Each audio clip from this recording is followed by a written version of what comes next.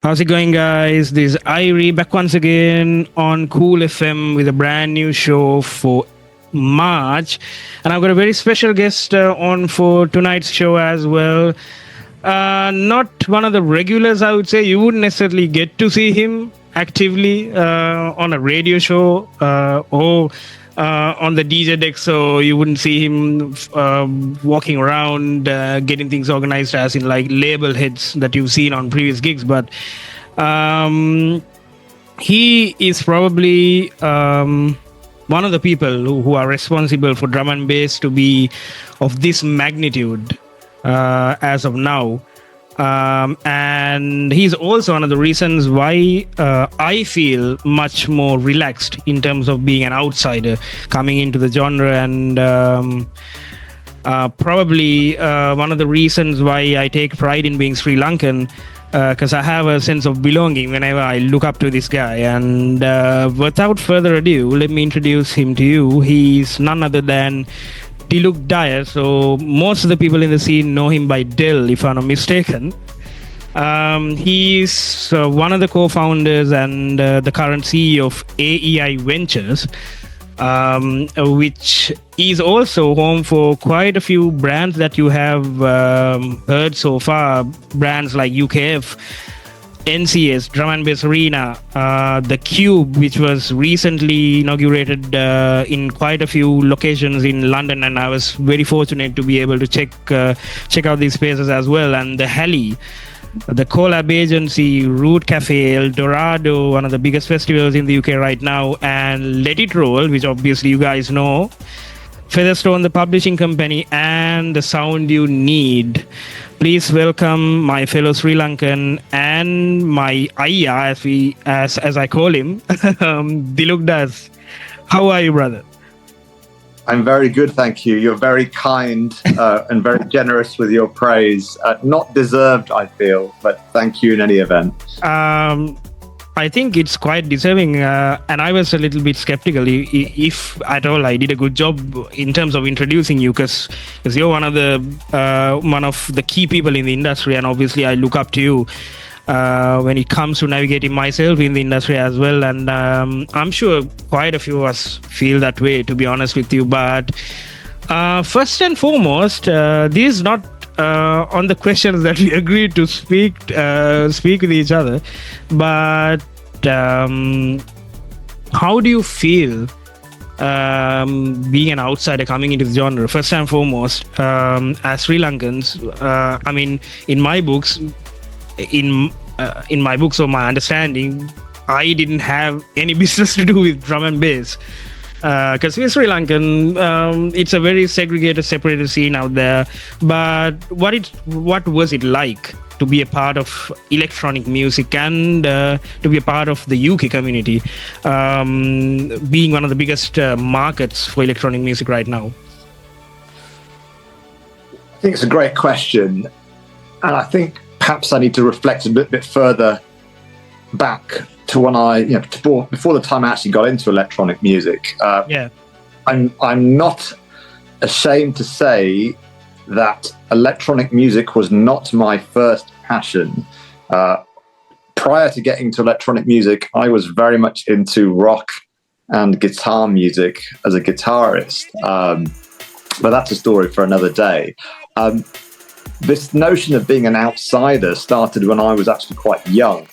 I moved to Britain from Sri Lanka in the mid-70s, early 70s. It's not controversial to say that Britain in the 70s was a very different place to what it is now. I grew up in the north of England. I was the only Sri Lankan in my class, only South Asian kid in my class. And I'd say that Britain in the 70s and 80s was quite a xenophobic and racist place, in my opinion, and based on my experience. Growing up, I think things changed, and I strongly believed one of the pivotal things that influenced Britain or changed Britain was the birth of the rave scene in the late 80s and early 90s. All of a sudden, there was a community and a scene which seemed to welcome everybody from all backgrounds, all ethnicities, all social groups or classes. I remember going to raves in the early 90s, and you'd see Black kids, Asian kids, East Asian kids, middle-class white kids, working-class white kids, all coming together under a community. And there wasn't any sense of elitism or exclusivity. In fact, it was very, very inclusive. That was my first kind of observation. And my feeling is that in around the early 90s, Britain became a lot more tolerant and open-minded. And I wonder to what extent the rave scene played a major part in that. So, like I said, I was into guitar music in growing up. I played electric guitar in bands. I was in rock bands, indie bands, and I discovered electronic music a little bit by accident in the early 90s. I couldn't really understand why people would go and stand in the dark room watching someone play records. I couldn't really understand what the craft and where the art was in putting vinyl records together as opposed to playing instruments. Having been a musician and spent a decade plus learning to play, and it wasn't until I actually went to a rave and realized exactly what it was about. And it was more about a sense of community and belonging and being part of something. And to a certain extent, the music was perhaps secondary to that sense of community and inclusiveness. And I kind of warmed to it, really. And as an outsider in the truest sense, I actually found drum and bass to be a very inclusive and very inviting, open-minded genre when no one cared how you dressed, no one cared about your background. As long as you had a shared passion and enthusiasm for the music, you could be part of this crowd. As opposed to other genres where, I remember going to sort of house music nights in the early 90s, and there was very much a focus on fashion and looking good and, being a certain way, whereas you could wear whatever the hell you wanted to a drum and bass rave, and, it was cool. So that was the first thing I would say. When I got involved with Drum&BassArena, and this was in 1997, I was designing website for Formation Records, DJSS, legendary producer, and label. And then I looked for somewhere online to promote it, and I discovered this website, Drum&BassArena, in 1997. And out of some kind of crazy coincidence, it turned out that it had been designed and built by someone living in Sheffield that lived with my housemate. So it didn't take long for me to get connected, meet the Risky, James Cottrell, who started Drum&BassArena. And I said, look, can I promote my Formation Records website on your website? It looks really interesting what you're doing. And he said, yeah, sure, why not? And then we got into doing live video streams from events. And I said, look, let's try and make a business together. And after about a year of collaborating on doing events and live video streams and trying to sort of expand what the site was about, we started our company, AEI. I mentioned that just by way of historical context. But coming into the drum and bass scene, as a Drum&BassArena was the first website community, in my mind, for any genre of music. We're talking 1996, 30 years ago. And I think, what the internet allowed people to do, or allowed us to do, was to target this global scene of drum and bass fans around the world, little pockets of them, and bring them together into sort of one community. That was the power.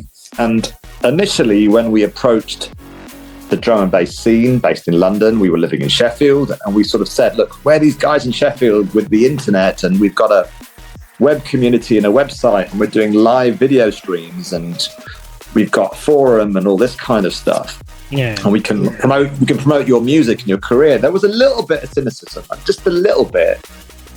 Because the drum and bass guys in the mid-90s, drum and bass is having a cool time. Goldie had just released Timeless. A few major record labels were sort of getting involved. There was a little bit of a resistance to what we're doing, but I think we very quickly demonstrated that the internet was going to be a major force in terms of promoting music, but also spreading drum and bass to the world, to the point that many artists told me that from playing at one of our events and it being streamed on the internet, they were getting bookings around the world. It didn't take long for the drum and bass scene to accept two outsiders from Sheffield and let us in. And I think that was quite a pivotal moment for me when I realised that I'd found a community that I could be part of. Yeah. A scene that I could I could contribute to in a positive way.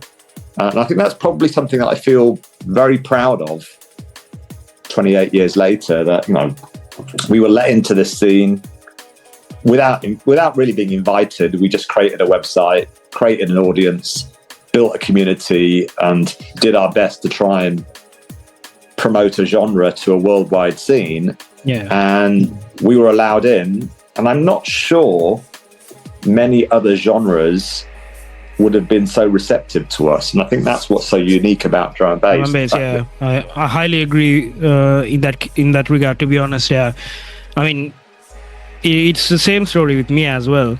The moment that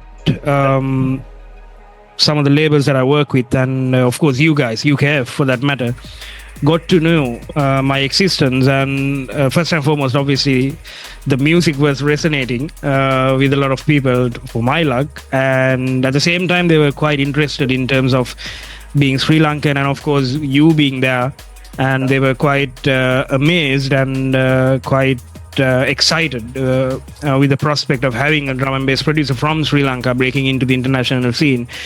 And everybody was very receptive in terms of my journey so far, and I can highly agree. If it was another genre, it must have been quite difficult, because I'm involved with quite a few other producers from other genres as well, and there seems to be a copious amount of gatekeeping even to this day. Producers and some of the conglomerates who are much higher in the ladder are not letting fresh talent to come into the scene and prosper. But when it comes to drum and bass, just by looking at the last 4 years, we can say that there have been a huge resurgence of new blood into the scene from across the world, not just from the UK or from Europe. So highly agreeing in terms of how receptive the drum and bass community is. I just wanted to ask you about the vision when you guys created AEI Ventures, because back in the 90s, I'm sure it must have been a quite novel concept in terms of an agency or in terms of a business being curated around a genre which is not prominent in the nightlife industry. It was still gaining its momentum, and it was still trying to see the limelight, and it was still being played on like dingy clubs and small venues. What was the ideology between you and James? Well, I think first and foremost, the origins of the company can be traced back to Drum&BassArena. AEI was the vehicle by which, the business vehicle by which we would, commercialize what we're doing, turn something into a business. And I don't think James actually had a full conception at the time that we could turn his website passion into a business. Yeah. So, and I don't think he fully realized that unless we did that, unless you do that with anything, turn it into a business, turn revenues, generate income, etc., it's very hard for something to sustain and endure. So, especially since it costs money to maintain servers, to host video streams, to host audio, to develop technology. It all takes it takes time, effort, skills, and money.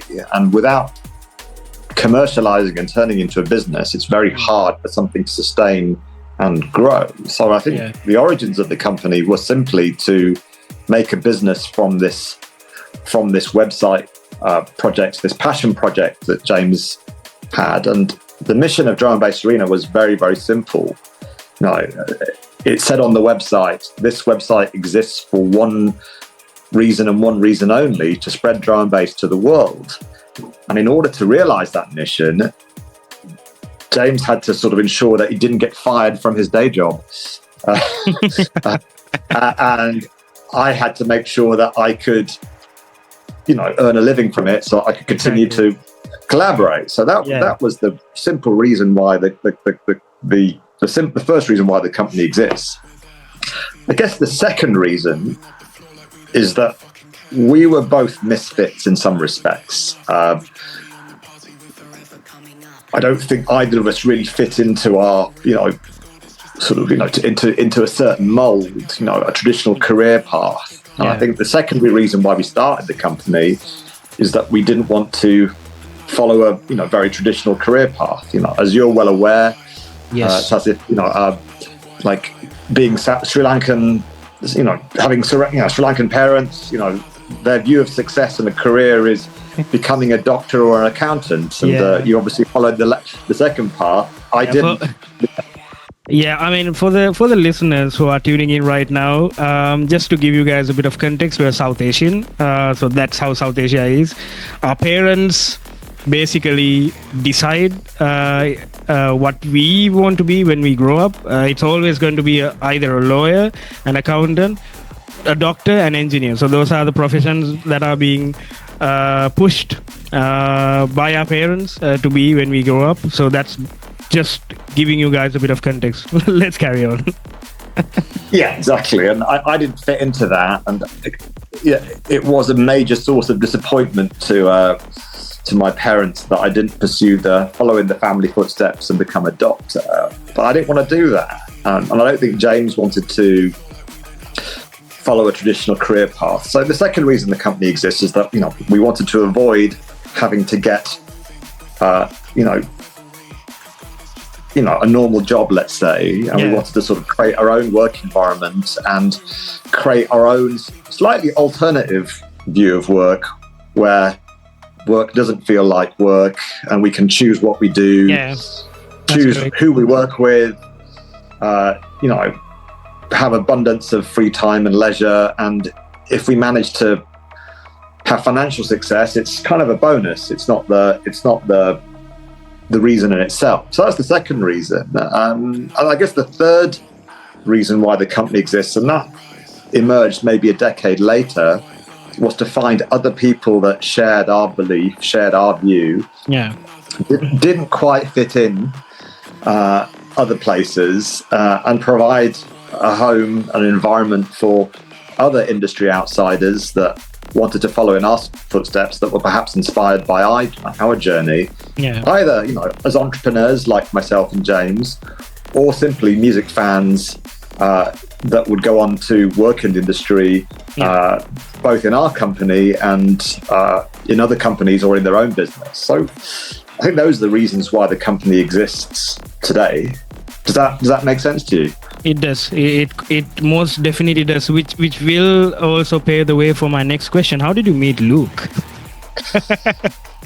Luke. So Luke was stacking shelves in Sainsbury's, a supermarket chain, when he started a YouTube channel called UKF when he was 16 years old. We came across it in 2010, I think like early 2010. So 15 years ago. Luke was 17 at the time, and we noticed that he was getting more views on his UKF YouTube channel than we were getting on our Drum&BassArena YouTube channel. And we thought, what's he doing differently? What's he doing differently here? So we approached him and said, look, it's really cool what you're doing. We have the rights to a lot of drum and bass and dubstep music. We were releasing compilations. We were working with labels at the time. We were working with Ram Records. We'd just released the first Chase and Status album, the first Sub Focus album.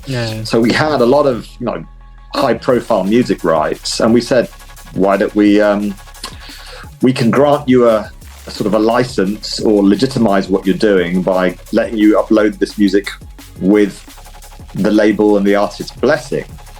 And we did that.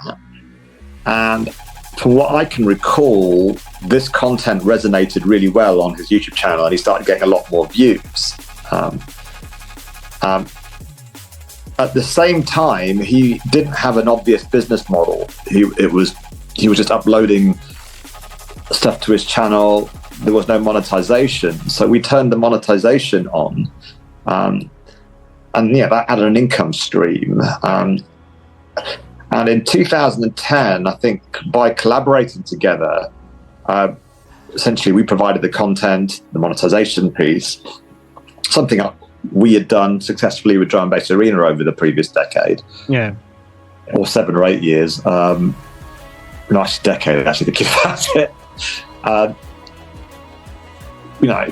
UKF went from having 50,000 subscribers in the middle of 2010 to 1 million subscribers by the end of the year. And Luke started university in September that year, and he dropped out at the end of the year, saying, there's no point in me following a career in computer science, forensic computing he was studying.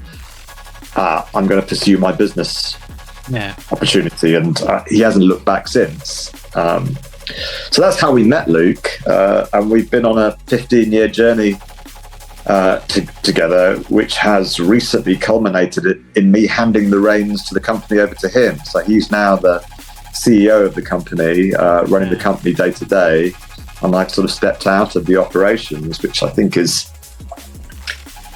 a testament to Luke and the progress that he's made, and hopefully an inspiration to others that you can go from stacking shelves in a supermarket to running a not insubstantial independent music company with a 27-year history. And my hope is that inspires other people both inside and outside of organisation. So that's how we met.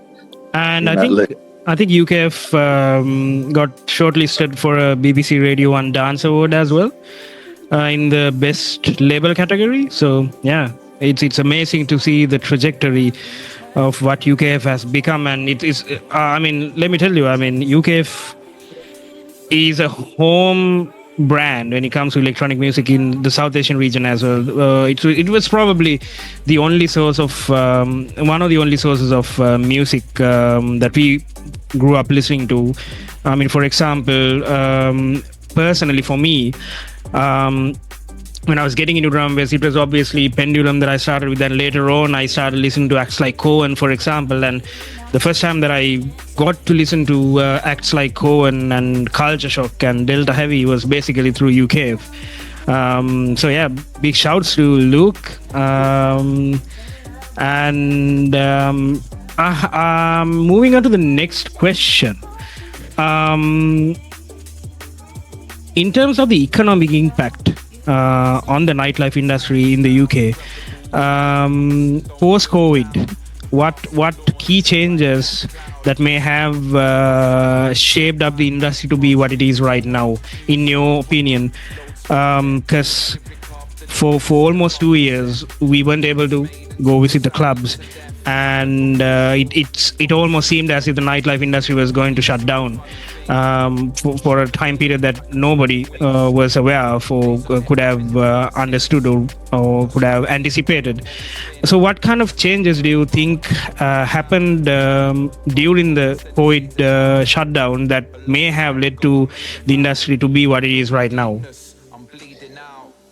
That's another excellent question. I have my views on this, some of which are,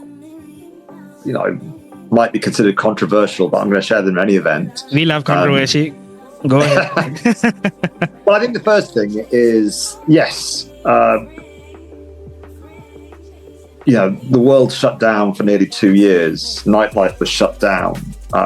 My observation, or my feeling, is that a lot of people that would have come of age, reached the age of 18 and gone through a rite of passage in terms of experiencing nightclubs, experiencing nightlife, going to raves, going to club nights, going to concerts, etc., were instead like on their phones, on their devices. They weren't socializing in person as much. And if that cohort of people that would have come of age in that time probably didn't have the same formative experience that everyone that prior to the pandemic had.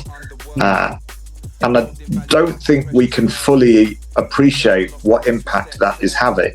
And I certainly see it with my sort of like Gen Z children, is that they are a little bit apathetic about going to festivals and club nights and stuff like that. And that could be because they were locked down during the time they came, they reached age 18.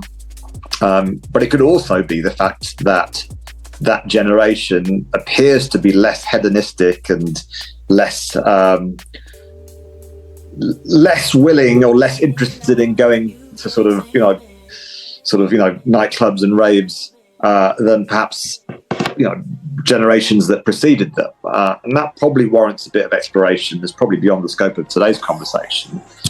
My personal view is that technology has a large part to play in this, in that this is a generation or a cohort that grew up or went through puberty with their smartphones and technology, was somewhat mollycoddled in the real world, not allowed to go out, and told my kids were not allowed to go to school on their own, whereas I went to school on my own age. I had a lot more freedom. Kids are tracked. You can track their location, their smartphone usage, etc. So their lives were very different. So I think this is not the reason we see it, but I certainly get the impression, and the data stand supports it, that the younger generation are, not drinking as much, not as hedonistic, a bit more responsible, a little bit more anxious. They call it the anxious generation. And this could be a contributing factor to the challenging times that nightlife are happening. So that's one thing. The other theory or the observation I have is that during the pandemic, a lot of people suppressed other activities, such as going on holidays, getting married. And what we've seen since restrictions have been lifted is that travel has more than bounced back. In fact, flights are now beyond pre-pandemic levels, really. In fact, it's out of control. People seem to be going on holiday like there is no tomorrow, and maybe because they think there is going to be no tomorrow. So that's definitely affecting, I think, people's prioritization of spend. People are spending more on holidays, and everyone that didn't get married during the pandemic, age 30, etc., are all getting married. There's a wedding almost every other weekend amongst my friends who are in their early 30s, and that I get the feeling that's affected summer festivals, because if you've got many thousands of people getting married and then their friends, that's pulling numbers away from a festival. From festivals, which certainly in the UK, festivals have had a very challenging time. The third thing is the economic situation, which is a little bit surprising given that I've lived through 3 economic crises, the early 90s, the 2007, 2008 economic crisis, and obviously most recently. But what we observed is that when Russia invaded Ukraine, and there was an energy crisis, rising inflation, cost of living increased, that's had a more profound impact on nightlife than we perhaps would have thought. Historically, I think there was very much an ethos and a feeling that whatever happened, young people will want to rave and dance to sort of distract them. And certainly during the early 90s, when inflation was, interest rates were at 10%, and it was pretty bleak economically, that was the birth of the rave scene. It was a fantastic time for music. Exactly.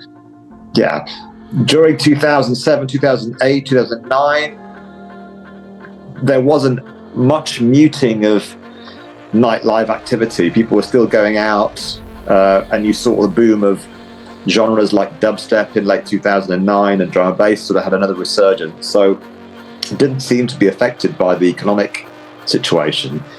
this time round, it seems that the perfect storm of people having less money or no money, an uncertain jobs market, possibly post-pandemic working patterns, namely remote work, hybrid work, meaning that there's less community in offices, less going out after work. All of these things, people getting married, people going on holidays instead of going to festivals and raves. All of this potentially could contribute to where we are today, in terms of nightlife and club culture, which I think are the things that are most affected by the current situation. Yeah, I mean, I had to ask this question from you because I know that you're in a lot of forums discussing these topics, and I wanted my listeners to have a sense of what's going on right now in terms of this shrinking nightlife in the UK and this whole conversation which is built around it. I think one thing I will say, Sasid, actually, is people will come out for special events, and if the pricing is good, people come out, if there's enough value generated for the money that they're spending, yes, there seems to be a market for that. Exactly, and every special event, for example, UKF's 15th birthday, which was probably a once-in-a-decade lineup of talent, 15,000 tickets went just like that. As in, we couldn't do a show like that every quarter, but maybe every few years, we could possibly sort of pull something out. So that demonstrates that people will come out, but they're more selective about what they go to, when they go to. The other dynamic that's happening is that whereas there was a sense of scarcity for all events, after the pandemic, there was perhaps an oversupply of events. Everyone thought that there's going to be more demand than there is, so there's an oversupply of events. Yeah.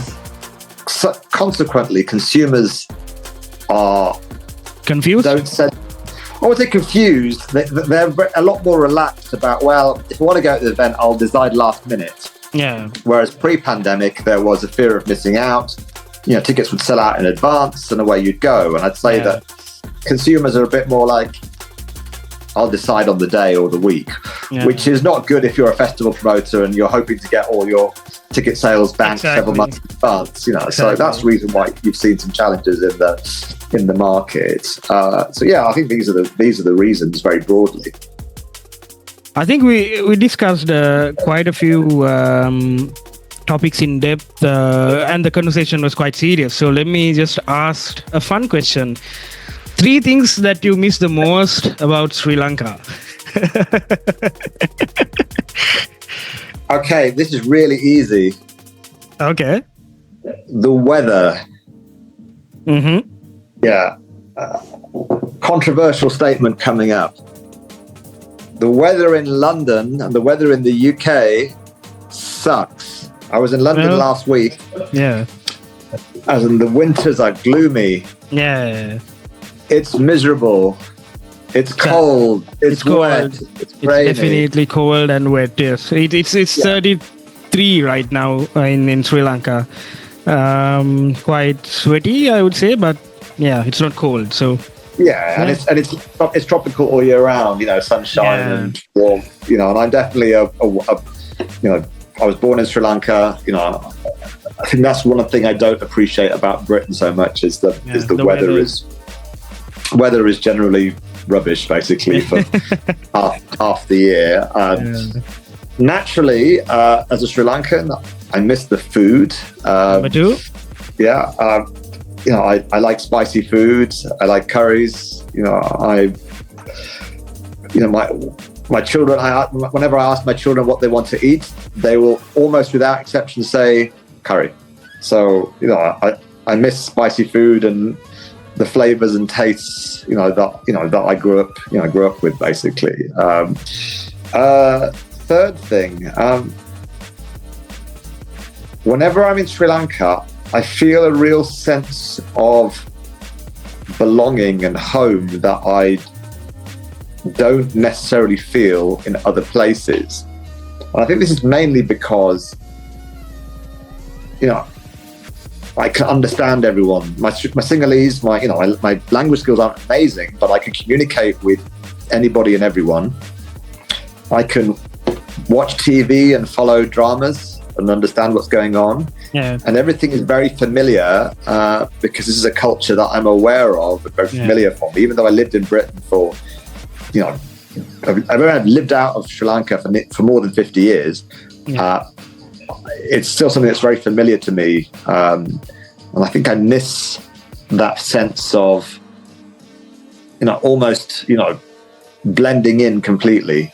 No one is aware of who you are or, what your background is. And, I enjoy talking to people who, I think on the whole are very warm and friendly. And a lot of my friends that visit Sri Lanka comment at just how warm and friendly people are. And I do miss that. Those are 3 things that I miss about Sri Lanka. And we try and go as a family every 2 or 3 years. My children live in Germany and they're half German, they're half Sri Lankan.